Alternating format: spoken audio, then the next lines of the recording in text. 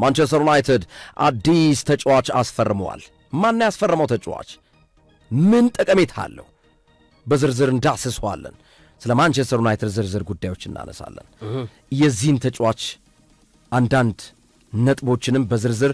ለማንቸስተር ዩናይትድ ምን ግብአት ይኖረዋል የሚለውን ሐሳብ እንቃኛለን። ማንቸስተር ዩናይትድ ያስፈረመው ተጫዋች ማን ነው? ለማንቸስተር ዩናይትድስ ምን ጥቅም ይኖረዋል? እነዚህ እናያለን። ሶፊ ወደ አንተ ልምጣ። በጣም አሪፍ ግርምዬ። ቀዮች ሰይጣኖች ማንቸስተር ዩናይትዶች አዲስ ተጫዋች አስፈርመዋል። ተጫዋቹ ቶሎ የሚደርስ ሳይሆን ለረጅም ዓመታት ታስቦ የተደረገ ፊርማ ነው። ተጫዋቹ ገና 17 ዓመቱ ነው። 17 ዓመቱ ነው ተጫዋቹ። ስሙ ክርስቲያን ኦርዞኮ ይባላል። ክርስቲያን ኦርዞኮ ኮሎምቢያዊ ተጫዋች ነው። የፊታችን ሐምሌ ወር ነው 18 ዓመት የሚሞላው እና ማንቸስተር ዩናይትዶች ከ18 ዓመት በፊት ተጫዋች ይፋዊ ውል ማስፈረም ስለማይችሉ በጊዜያዊ ውል እና ሕጉ በሚፈቅደው መሰረት በውስጥ ለውስጥ ተጫዋቹን አስፈርመው ጨርሰዋል። የፊታችን ሐምሌ ወር ላይ ደግሞ 18 ዓመት ሲሞላው በቀጥታ ለማንቸስተር ዩናይትድ ፊርማውን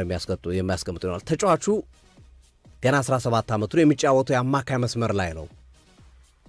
ብዙዎች ከነ ካርሎስ ባሌባ ስፔሻሊ ደግሞ ከነ ሞይሰስ ካይሲዶ ጋር የሚነጻጽር አይነት ታለንት ያለው ተሰጥኦ ያለው ተጫዋች ነው እያሉ ያወሩለት ይገኛል።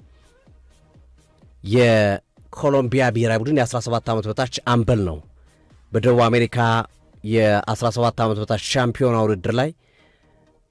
ቡድኑን እየመራ በአምበልነት ለፍጻሜ ጨዋታም የደረሱበት ሂደት አሉና ክርስቲያን ኦርዞኮ የማንቸስተር ዩናይትድ ንብረቱ መሆኑ ግን ተረጋግጧል። ቅድመ ፊርማዎች ተፈርመው አልቀዋል። 18 ዓመት ሲሞላው በቀጣዩ ክረምት ይሄ ተጫዋች ለማንቸስተር ዩናይትድ የሚፈርም ይሆናል። ከዚህ በፊት ዲየጎ ሊዮንን በተመሳሳይ ከደቡብ አሜሪካ እንዲሁ ማምጣታቸው ይታወሳል። በተመሳሳይ መንገድ የክርስቲያን ኦርዞኮም መንገድ ተመሳሳይ ነው። ማንቸስተር ዩናይትድ ለሚቀጥለው ዓመት ለሚቀጥሉት 2-3 ዓመታት ሳይሆን ለሚቀጥሉት 10 ዓመታት አስቦ እያመጣው የሚገኝ የተከላካይ አማካይ መስመር ተጫዋች ነው ክርስቲያን ኦርዞኮ። ከዚህ በፊት ለማንቸስተር ዩናይትድ ብቸኛው የተጫወተው ኮሎምቢያዊ ተጫዋች ራዳሚል ፋልካኦ ነው። በውሰት ከሞናኮ መጥቶ ማንቸስተር ዩናይትድ ተጫወቱ። ከዛ ውጪ ኮሎምቢያዊ ተጫዋች ማንቸስተር ዩናይትድ አልተመለከትንም። ክርስቲያን ኦርዞኮ ሁለተኛው ተጫዋች እንደሚሆን ይጠበቃል። የማንቸስተር ዩናይትድ ሪክሩትመንት ወይም የምልመላ ቡድንም ይህንን ጉዳይ አረጋግጦ የወረቀት ስራዎችን ጨርሶ መጪውን ሐምሌ ወር በመጠባበቅ ላይ ይገኛል። ስለዚህ ማንቸስተር ዩናይትድ ክርስቲያን ኦርዞኮ የተሰኘ ተጫዋች ከኮሎምቢያ ማስፈረሙ እየተነገረ ነው የሚገኘው። አስገራሚ የተባለው ግን ተጫዋቹ በኮሎምቢያ ሊግ በሚገኝ ክለብ ቢጫወትም ግን እስካሁን የሚጫወትበት ክለብ አላጫወተው። በፕሮፌሽናል ሆኖ ደቂቃዎች ተሰጥቶት ገብቶ የተጫወተበት ሂደት የለም እና ገና ታለንት ነው፣ ሮ ታለንት ነው፣ ጥሬ ተሰጥኦ ያለው እንጂ የበቃ ያለቀ ተጫዋች አይደለም ክርስቲያን ኦርዞኮ። ማንቸስተር ዩናይትድ ግን ፖቴንሻሊ በማሰብ የወደፊቱን በማሰብ ይህንን ተጫዋች ስለማስፈረሙ የመረጃ ምንጮች እየጠቀሱ ይገኛሉ። ስለዚህ ቀጣይ ዓመት ክርስቲያን ኦርዞኮ የሚባል ስም ማንቸስተር ዩናይትዶች ብሰሙ ይሄ ተጫዋች የማንቸስተር ዩናይትድ ንብረት ነው። ሐምሌ ወር ላይ ቡድኑን በይፋ ተቀላቅሎ በእንግሊዝ ልምምድ የሚሰራ ይሆናል። አሰልጣኝ ሮበን አሞሪምም የተጫዋች መምጣቱን እንዳጸደቁና ፊልሞቹን ቪዲዮዎቹን የተመለከቱበት ሂደት እንዳለና በተለይ ከ17 ዓመት በታች የደቡብ አሜሪካ ውድድር ላይ የማንቸስተር ዩናይትድ መልማዮች ጭምር ሄደው ኮሎምቢያ የተጫዋቹን አቅም አይተውታል። በርካታ ክለቦች ይፈልጉት ነበር። ሪያል ማድሪድ፣ ሊቨርፑል እና መሰል ክለቦች የተጫዋቹ ፓሪስ ሰን ጀርመንን ጨምሮ የተጫዋቹ አድናቂዎች ነው ብቅ ብለው ነበረ። ግን ማንቸስተር ዩናይትድ የወረቀት ስራዎችን አጠናቆ መጪውን ሐምሌ ወር እየተጠባበቀ ይገኛል እየተባለ ይገኛል። ከዚሁ ከማንቸስተር ዩናይትድ ሳንወጣ ማንቸስተር ዩናይትድ ቤት ውስጥ የወጡ ተጫዋቾች አንዴ ታስታውሳለህ ጆዜ ሞሪኒዮ በአንድ ወቅት በቼልሲ አሰልጣኝነት ወቅታቸው እንደነ ዲየጎ ኮስታ፣ ፋብሪጋስ አይነት ተጫዋቾች ተሰባስበው ሲያስቸግሯቸው የመልበሻ ክፍል አይጦች አሉ ብለው የተናገሩበት ክስተት ሁሌም የማይረሳ ነው እና ከማንቸስተር ዩናይትድ ቤት ውስጥ የወጡ ተጫዋቾች በማንቸስተር ዩናይትድ ላይ ተጽዕኖ ማሳደራቸውን ቀጥለዋል። እንደሚታወቀው እንግዲህ ከዚህ ክለብ ሳይፈልጉ አብዛኞቹ ሳይፈልጉ ነው በአሰልጣኞቹ ውሳኔ የወጡ ናቸው። አንቶኒ ጃረን ሳንቾ ማርከስ ራሽፎርድ እና የመሳሰሉ ተጫዋቾች ማንቸስተር ዩናይትድ መቆየት እየፈለጉ እንዲወጡ የተደረጉ ተጫዋቾች ናቸው እና በዚህ በስጭት ላይ ያሉ ስለሆኑ እርስ በርስ በተረጋጋሚ ይደጋገፋሉ ባለፈው ግርምሾም ስታነሳ ነበር የማርከስ ራሽፎርድና የአስቶን ቪላ ማሊያ ጃረን ሳንቾ ይዞ ያሳየበት ሂደት ለብሶ የታየበት ፎቶ ብዙዎችን ያነጋገረ ነበር አሁን ጃረን ሳንቾ በርግጥ አስቶን ቪላ ነው የሚጫወቱ በውሰቱ እና ጃረን ሳንቾ ትናንት አንድ ጨዋታ ነበር ኖቲንግሃም ፎረስት ከሪያል ቤትስ ጋር ያደረጉት የዩሮፓ ሊግ ጨዋታ 2-2 ያለቀ ጨዋታ አንቶኒ ነው ያቻነቷን ጎል ያስቆጠረው ባስገራሚ ሁኔታ ይሄንን ጎል ካስቆጠረ በኋላ የመጀመሪያ ኢንስታግራም ላይ የለጠፈው ተጫዋች ጃረን ሳንቾ ነው የጀግንነት ምልክት የክርን ምልክት አድርጎ ምናምን አስቦ በቃ ለአንቶኒ ጊዜ አሁን ነው የሚል ሐሳብ ያለውና ከማንቸስተር ዩናይትድ መልቀቁ ትክክለኛ እንደሆነ የሚያሳይ ሐሳብ አስቀምጦ ለቋል በተመሳሳይ አንቶኒ መልስ በመስጠት ልክ ነው ሁለታችንም እናበባለን እንደምቃለን የሚል መልስ ሰጥቷልና ይሄ ማንቸስተር ዩናይትድ ቤት ውስጥ የነበራቸውን ቁርሾ በማህበራዊ ሚዲያ በሶሻል ሚዲያ ላይ በዚህ መንገድ ያወጡት ያለበት ሂደት አለ እና ይሄ ከማንቸስተር ዩናይትድ ደጋፊዎች ዘንድ በጣም ከፍተኛ የሆነ ተቃውሞ ኮሜንቶች ላይም ስንመለከት የተመለከትንበት ሂደት አለ የነዚህ ተጫዋቾች በዚህ ልክ ያው የበሉበትን ወጭት እንደመስበር አይነት ስሜት ያለው ሂደት መፍጠራቸው ጸባቸው ከአሰልጣኝ እንጂ ከክለቡ ጋር ስላልሆነ በዚህ ልክ ማድረጋቸው ልክ አይደለም በሚል ተቃውሟቸውን እያስደመጡ ነውና ይሄ እንግዲህ የቀጠለ ሆኗል ካለፈው ዓመት የቀጠለ ፓርት 2 የማንቸስተር ዩናይትዶች የመደጋገፍ ከማንቸስተር ዩናይትድ የወጡ ከማንቸስተር ዩናይትድ የተገፉ ተጫዋቾች የመደጋገፍ ሂደት ዘንድሮም ቀጥሏል እና ጃረን ሳንቾ በአስቶን ቪላ እንደሚታወቀው ማንቸስተር ዩናይትድ የተወሰነ 30% ይመስለኛል ደሞዙን የሚከፍለው 70%ን አስቶን ቪላ ይከፍላል አስቶን ቪላ ማንቸስተር ዩናይትድ ጃረን ሳንቾን እየከፈለው ነው ለሌላ ክለብ የሚጫወተው እየከፈልክ ለሌላ ክለብ ማጫወት ማለት ምን ያህል ስሜቱ ከባድ እንደሆነ አስበው ግርሜ እና ማንቸስተር እየከፈለ ነው ለአስቶን ቪላ እንዲጫወት ያደርጋሉ ጃረን ሳንቾ 30% ደሞዙን ይከፍላል የተጫዋቹ ኮንትራክት ሊጠናቀቅ ጥቂት ጊዜያቶች ነው የቀሩት በዚህ ምክንያት ጃረን ሳንቾ ካሁኑ ከአስቶን ቪላ ጋር የውሰቱልን ወደ ቋሚነት ለመቀየር ስራ መጀመሩን የመረጃ ምንጮች አስቶን ቪላዎች ራሱ በትንሽ ዋጋ እንደሚያገኙት ገምተዋል በአመቱ መጨረሻ ኮንትራክቱ ይጠናቀቃል ግን ማንቸስተር ዩናይትድ ስቲል አንድ አመት ኮንትራክቱን የማራዘም መብት አለው አንድ አመት መጨመር ይችላል በራሱ ፍላጎት አክቲቬት ማድረግ ይችላል ኦን ማድረግ ይችላል ማንቸስተር ዩናይትድ እና ያን ሳያደርጉ ለማዛወር ፍላጎት በነፃ ዝውውር ለመውሰድ ፍላጎት እንዳላቸው እየተነገረ ነው የሚገኘውና ሌላ ብክነት በማንቸስተር ዩናይትድ በኩል ጃረን ሳንቾን በነፃ የሚያጡት ከሆነ 73 ሚሊዮን ፓውንድ ያወጡበት የቡድኑ ሁለተኛው ሶስተኛው ወይም አራተኛው ውዱ ተጫዋች በዚህ ልክ በነፃ ማጣት ያውም ገና እድሜው ወጣት እድሜው ሳይገፋ ምን ሳይል በዚህ ልክ ማጣት ትንሽ ጥያቄ የሪክሩትመንት ወይም የዚህ የመለማይ ቡድኑ ላይ ጥያቄ የሚያስነሳ ሊሆን እንደሚችል የመረጃ ምንጮች እያስቀመጡ ይገኛሉ ቀዮቹ ሰይጣኖች ማንቸስተር ዩናይትዶች በቀጣዩ ክረምት የዝውውር መስኮት የመጀመሪያ ፈራሚያቸው 6 ቁጥር እንደሚሆን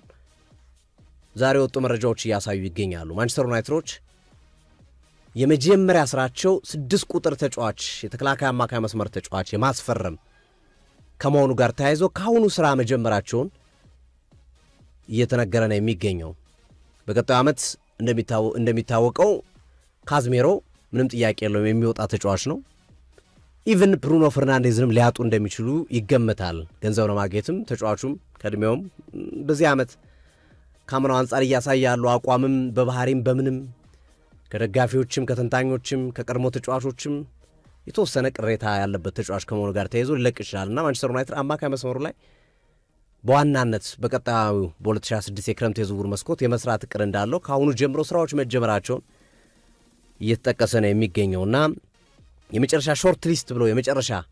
ዝርዝር ብሎ ያስቀመጧቸው 3 ተጫዋቾችን ነው ማንቸስተር ዩናይትዶች 3 ተጫዋቾችን የመጨረሻ ከነዚህ አንዱን የግዴታ የማስፈረም እቅድ እና የማስፈረም ግዴታ አለብን በሚል ቀያዮቹ ሰይጣኖች ያስቀመጡበት ሂደት አለ ቁጥር 1 ካርሎስ ባሌባ ነው የመጀመሪያው ማንቸስተር ዩናይትድ በጥብቅ የሚፈልገው ተጫዋች ካርሎስ ባሌባ ነው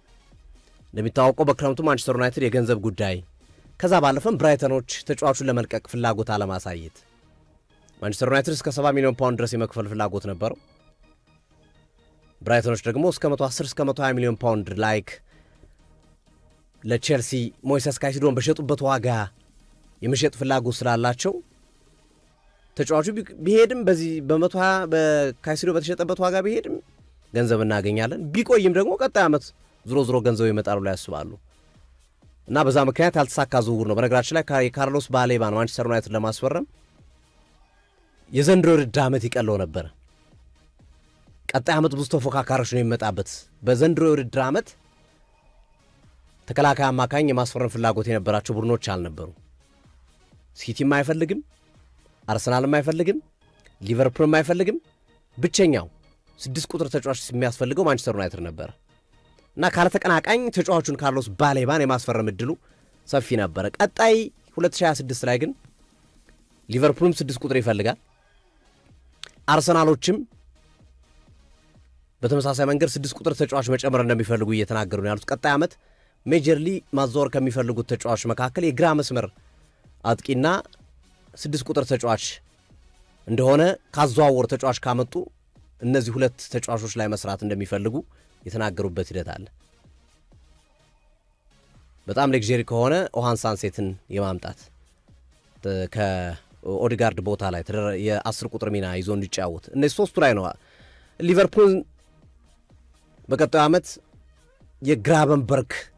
ተተኪ የግራቨንበርግን የሚያግዝ ተጫዋታሩ ኢንዶ መልቀቁ ስለማይፈልግ የግድ 6 ቁጥር ተጫዋች ይፈልጋል ሲቲ ያመጣው ኒኮ ጎንዛሌዝ ያን ያህል አሳማኝ አይደለም የሮድሪም ጉዳይ እንዲህ ብለምት ይዞ ነው ቀጣይ ዓመት ማድሪድ ሊሄድ ይችላል ሮድሪ ስለዚህ ባሌባ ላይ ሊገባ ይችላል እና ፉክክሩ በካርሎስ ባሌባ ላይ በቀጣይ ዓመት ማንቸስተር ዩናይትድ የሚያደርገው ፉክክር ቀላል ዘንድሮ የቀለው ነበር ገንዘቡ ቢኖረው ነው ይህን ተጫዋች በቀላሉ ወደ ማንቸስተር ዩናይትድ ማምጣት ይችላል ነበር ያንን ታሳቢ ባረገ መንገድ ቁጥር 1 ያስቀምጠው እንጂ ካርሎስ ባሌባን ሌሎች ሁለት ተጫዋቾችን ጨምሮ የመጨረሻ ሾርት ሊስት ብሎ 3 ተጫዋቾችን ያስቀምጠው የኖቲንጋም ፎረስቱ የተከላካይ አማካይ መስመር ተጫዋች ኢሊዮት አንደርሰን ብዙዎች በኑኖ ስፕሪንቶ ያለፈው ውድድር ዓመት የስኬት ዘመንና እንቅስቃሴ በጣም የተወራለት ተጫዋች ነው ኢሊዮት አንደርሰን ዘንድሮም ጥሩ ነው ፖስቴኮግሉ ካለፉት 4 ጨዋታዎች 2 ተሸንፈው 2 አቻ በወጡባቸው ሂደቶችም ኢሊዮት አንደርሰን ያደረገ ያለው እንቅስቃሴ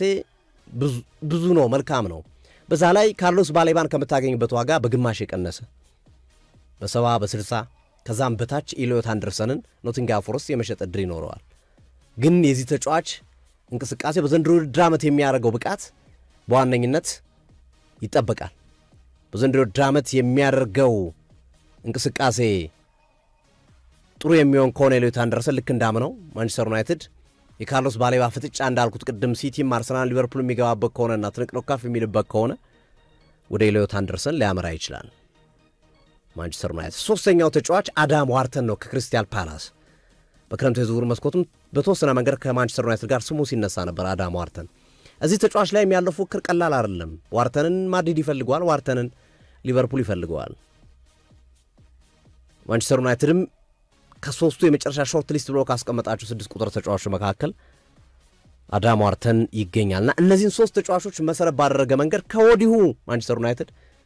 የምልመላ ቡድኑን ቁጥራዊ ስራዎችን ከወኪሎች ጋር ግንኙነቶችን የኮንትራቶቻቸውን ሁኔታዎችና መሰል ነገሮችን በስፋት እንዲያጠኑላቸው